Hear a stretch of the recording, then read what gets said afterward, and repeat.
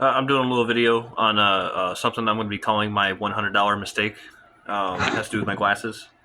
I had, and there's some backstory. It just I thought I was fine when I did this, but I have uh, this is my PSA dagger that I made in 40. And what I forgot to do was I forgot to put the 40 Smith & Wesson ejector, extractor in it. But I got the 40 Smith & Wesson ejector. I don't know if you can see that or not. Matter of fact, I'm just going to strip this down real quick. You're going to see me meticulously trying to take this off because I still have some issues trying to take the slide off for whatever reason. This one likes to be a pain. Oh. Almost got it.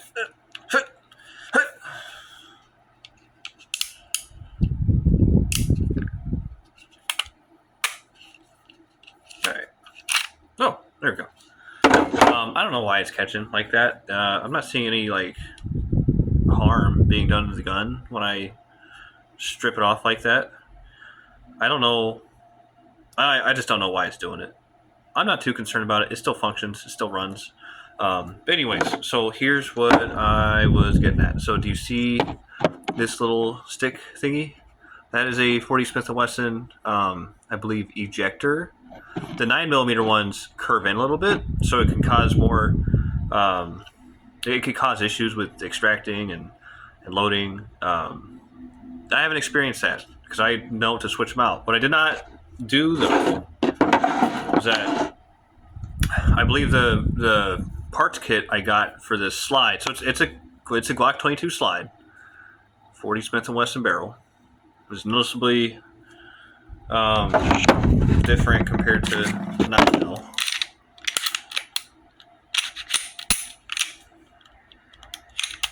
See, that one just comes right off. So as you can see, noticeable difference in the hole diameter, because this one's 40 Smith & Wesson, this one is 9mm. Now what I did, my mistake that I made was that I bought the same upper parts kit for both of them, because I saw on the description on the website that it's for the 19 and 23, the 19 and 23 upper parts kit. Something there should be an issue with that. And then when I went to the range, and then this is where this part comes in. When I went to the range, I shot this build first. Now this is a Lone Wolf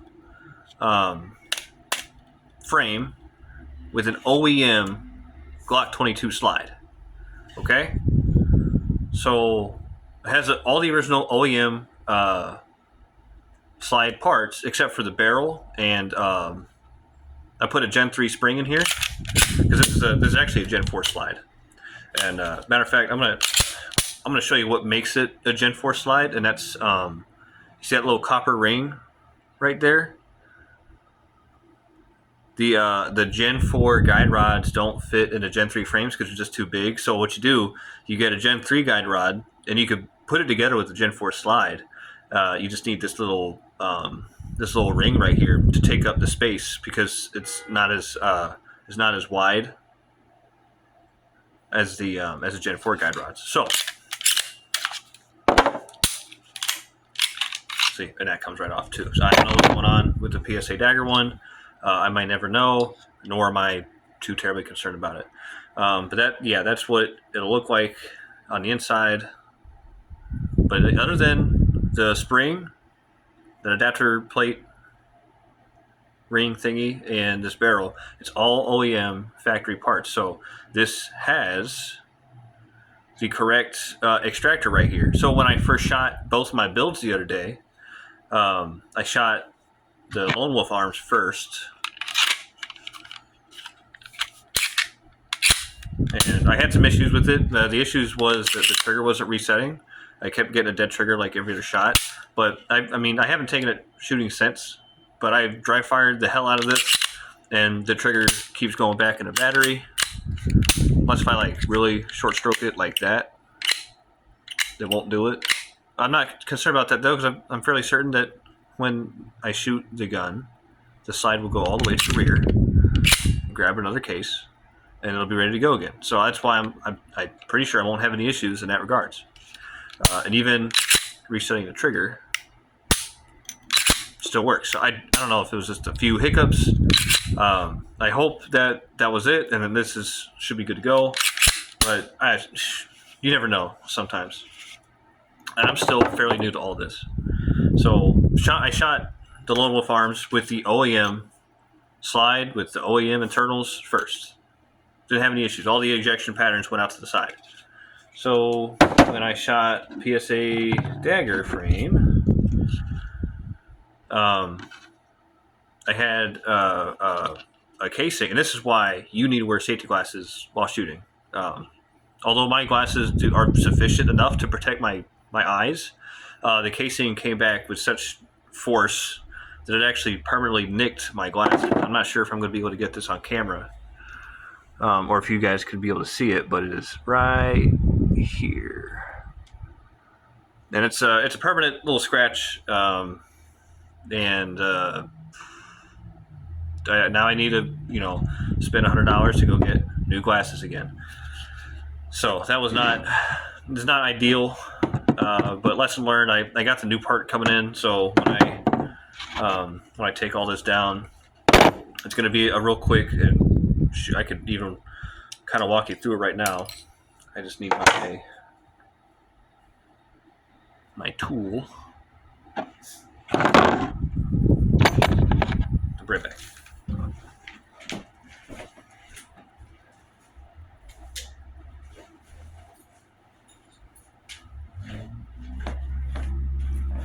Oh, Glock Armorer's tool. I like these because they still got kind of soft tips on them. So when you want to take this thing down, I gotta take this thread off. Also, I destroyed the threads on this barrel. So then the whole point of me doing the threaded barrel was so I could put a compensator on there, and then me being incompetent like I normally am when first doing something new, I destroyed the threads on it trying to hammer in this little rolling pin, and I didn't have the screws set, and whatever. I'm gonna eat that mistake. But all right, so you got your slide, right? So what you're gonna do? It's gonna be hard for me to do this on camera while it's set right here, but this little tab right here, there's a little plastic piece underneath it. So you're actually gonna put leverage down on the plastic piece. So you're pushing up on that while pressing down on that plastic piece at the same time. You're kind of creating, some friction, or you're pushing essentially on both sides. You're pushing up and down at the same time because of the spring. And then when you do that, this back plate will easily be able to come off. So, you could pop it up a little bit, so it might give you a little more of an idea. Lighting not gonna work. Whatever. So I'm gonna get this in. I'm gonna push down and up. I'm gonna put my finger in place. Down and up, and then that just slides right up. So it's really easy to do. If you ever needed to do deeper cleaning, maintenance-wise, always a good idea to know how to do this, because sometimes like your firing pin could just be so dirty, and this only has like maybe 100 rounds through it, 150 rounds. It's still brand new. But when replacing that part I'm telling you about, you're going to take firing pin out. You're going to take this little springy thing out. And then you can press down right there. Hold on, yeah. That button right there, you can press down on that, and then your extractor should come right up. See if I can get it level, but yep, I just pressed down on it, and then this thing just wants to pop out. So I have the wrong piece in this. This is for 9mm casings, not for 40 Smith & Wesson. So the 9mm casings, the 9mm extractor was grabbing those casings and flipping them right back towards my face, and the one nicked me right in the glasses, and now I need new glasses. I mean, I don't necessarily need them. I would just like to see clearly and not have a little, because it's like a permanent smudge. It's really annoying. I'd say money well spent for getting that fixed. but I really would have rather not spent it. So now that I know, switch those extractors out. Should be no issues going from here on out. That's why when it first happened, I was so confused. I was like, why is it happening on one and not the other? And then later on, looking through Reddit forums and other online discussion groups about what to do when you make any switches, I realized like I had a 9mm extractor on it this whole time, and I'm gonna see if I can. I'm gonna get this one off too, and then we can actually look at the differences. Maybe you guys can spot the differences.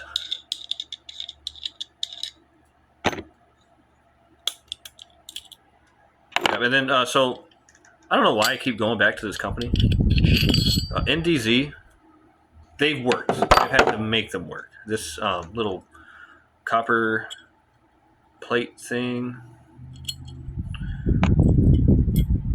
Oh, I didn't want to fall over.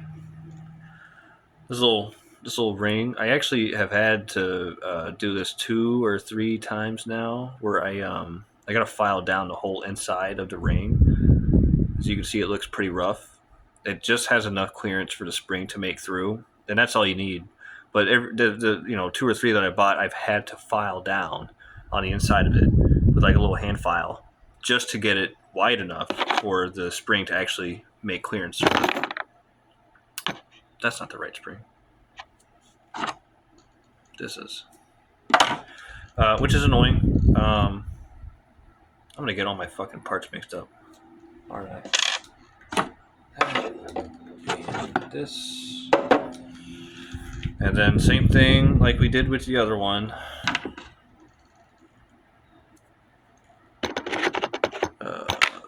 No, I want this one right here. This right here. This here. This here.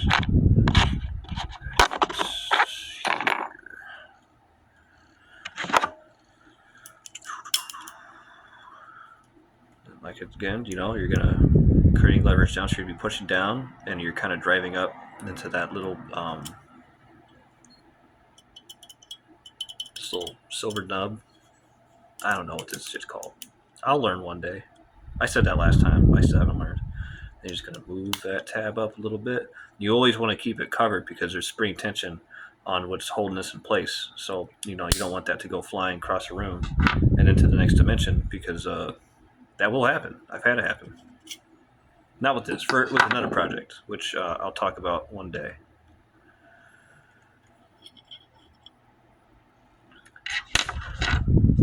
Okay. And then I'm just going to press in on this button.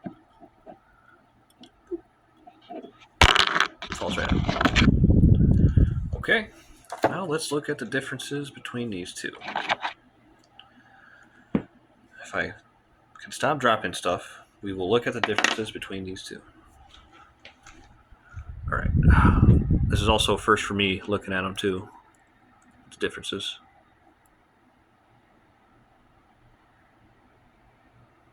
Unless if I'm okay, there's very slight, very, very slight differences as far as I can tell. Okay, yep. All right. It's like almost identical all the way around. Except, I don't know if I can get this to focus.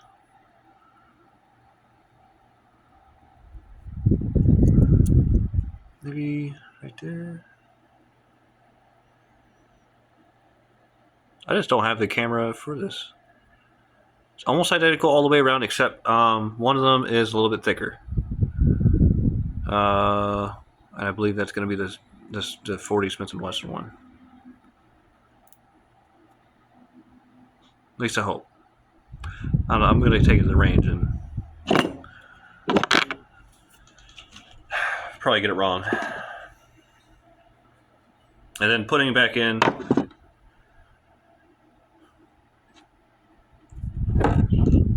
Putting it back in, what you do, there's a little cutout hole. All right. Third time I dropped it. No more drops. So Yeah, there's going to be a tiny hole, so you're going to be inserting it without cat hair.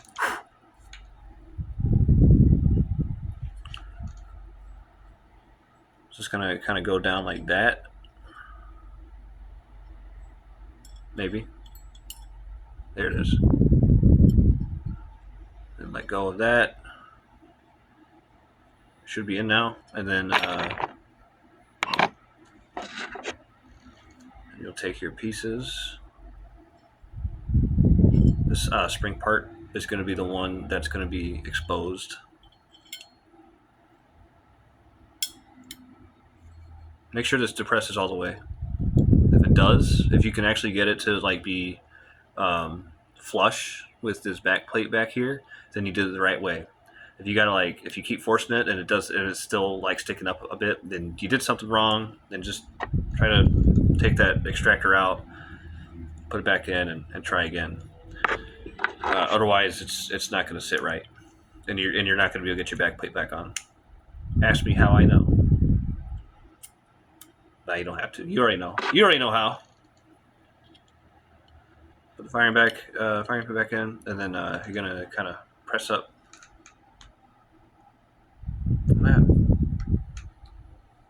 While pressing up on it, you're just going to press down on the plunger. No, not the plunger. Firing pin, and then you're going to press down on that. And then while you press down on it, you can actually start moving that back plate up. And go back into it. And it's back together. So it's actually a pretty simple process.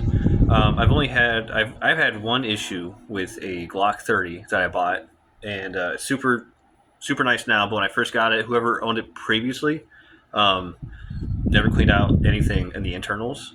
It had probably been sitting around for a while, not being intended to, and I was actually getting light strikes, which if you know anything about Glocks, they are not known for light strikes. Oh, that's not right. Long barrel. Yep, there we go. Get this ring in. It just sits there. It'll easily fall out, but if you got the spring on it, it's got constant spring tension. So just whenever you do disassemble it, just be careful about it possibly going somewhere. There it is. Yep. Okay. Yep.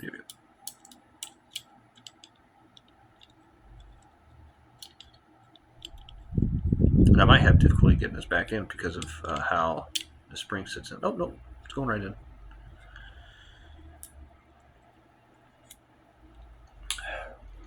And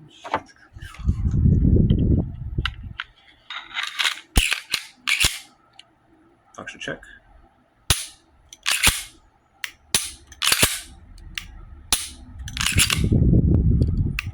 And that's a basic function check. If you really wanted to be sure that like your firing pin is actually hitting something, you can always grab a pin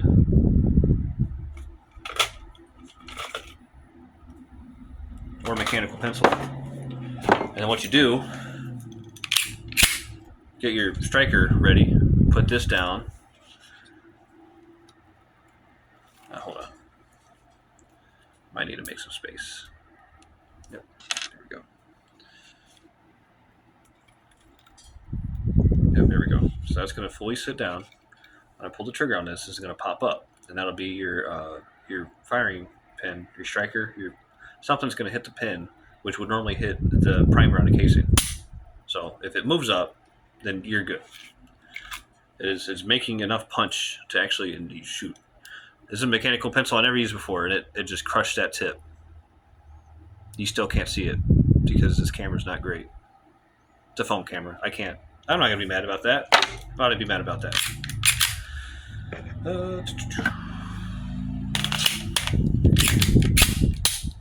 And you know what? I'm going to probably leave this disassembled until my part comes in. No, that's a bad idea because I'll lose something. I'll lose something. So we'll just put it back together for funsies. What is that? Is that 5 drops, chat? Am I 5 drops in? dropping shit. Oh, where's the fucking... Okay, there's back. There's that. There's this. There's this. And...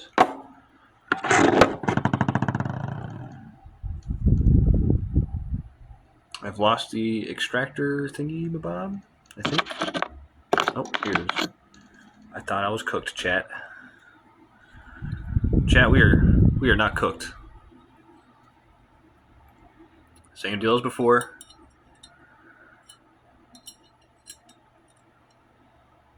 That's in like Flynn.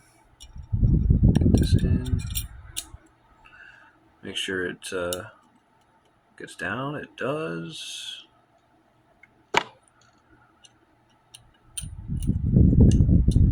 So far, I've not had really many issues with these AIM surplus parts kits. The only issue I had was, I think, one of the trigger bars they sent. I was getting all those malfunctions with the PSA dagger, where it was going, you know, like the binary trigger kind of thing going on. And you know, maybe that's a bonus for you, but I don't know. If you're going for a binary trigger, I would just buy a binary trigger and not hope that one of their trigger bars gives you that outcome. But it could.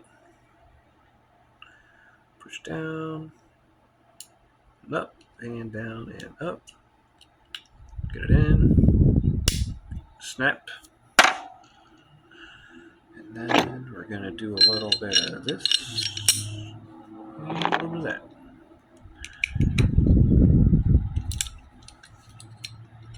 Now this does not have one of that little copper ring on the front of it, because this is a Gen 3 slide. So there was no need to make any adaptation to it.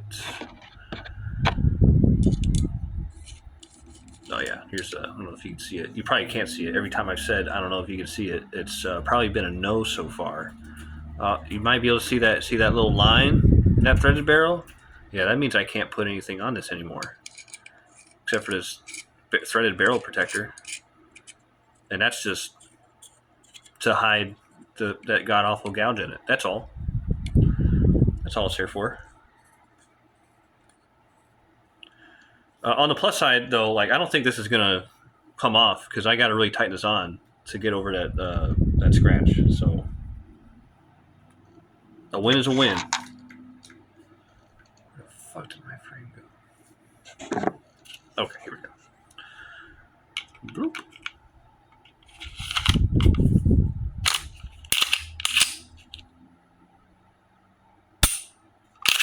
This has a noticeably heavier trigger.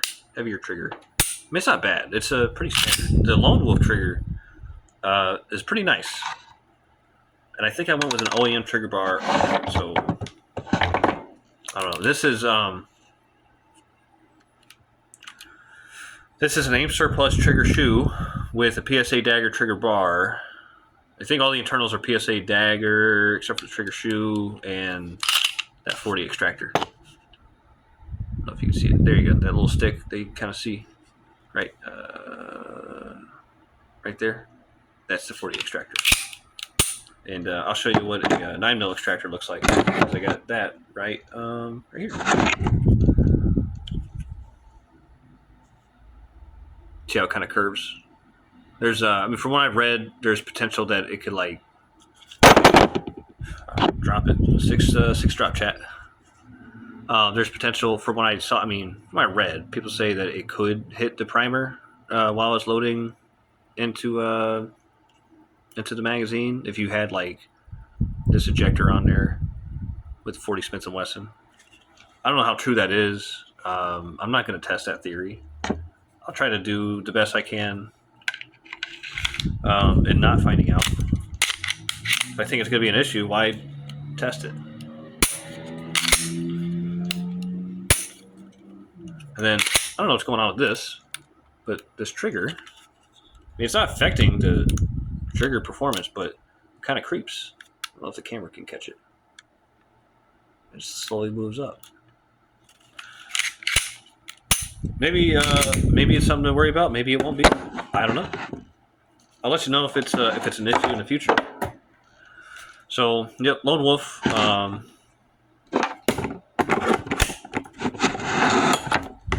Wolf. And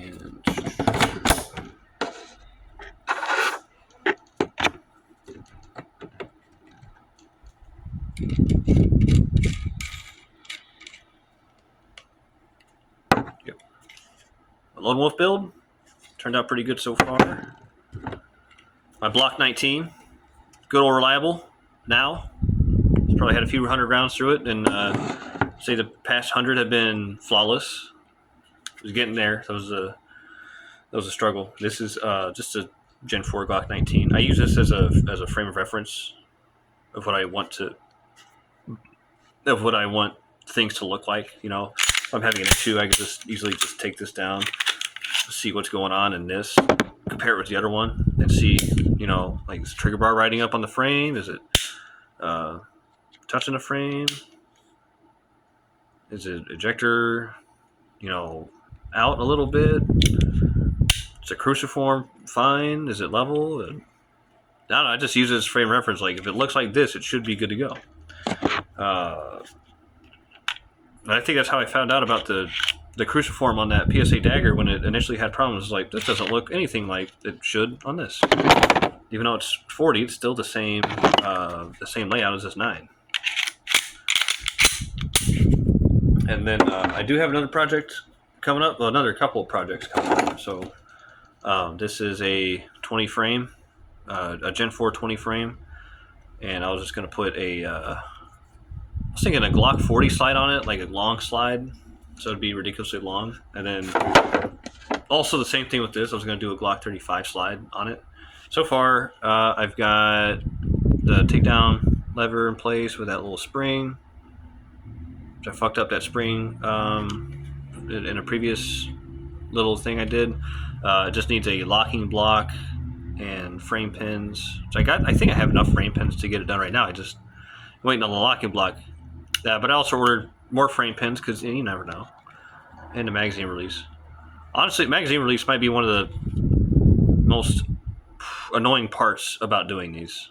Maybe I just don't have the right tool for it, but I get it done. And then whoever had this frame before cut out like a little semicircle right here. I'm not a fan, but it's a little too late to get my money back now. And then, you know, still test out mags. Mag's sitting in there. Mag's looking good so far. That's all my. Oh, and I also got this PSA micro daggers. I was gonna do a 48 slide on top. I'm gonna keep the PSA internals for right now because this is actually not for me. This is actually gonna be for my lady friend, and I'm gonna spray paint it. It's gonna be my first spray paint job, and I will film the results of that too. Just gotta make sure I block it off right. Yeah, I'm gonna do a 48 slide on top. I just need a slide. I was gonna do a rainbow barrel, make it gay as hell. I already got the upper parts kit. Just waiting on everything to fall in place for that, and these 3 other frames, these 2 other frames. So I built 3. I got 3 to go. I gotta tell you, this has been a lot cheaper than just buying guns, because you can just buy these one piece at a time and work at them at your leisure. And you get to learn a little bit about these things, which has been fun. But it's been a huge learning experience for me for sure. I'm no Glock armor, but I'm getting there. Here's I don't know if I ever put video. This is where it all started. Back at this frame's chewed up a little bit. I didn't like it, so I got the Gen 3 20 frame, the SF frame. And then I still had the Gen 4 slide, and realized I fucked up. And then I did a video on it. I dremeled out the whole inside of the channel on the Gen 3 frame to accommodate the 4 slide, and it works flawlessly now. So, yeah, those are my projects.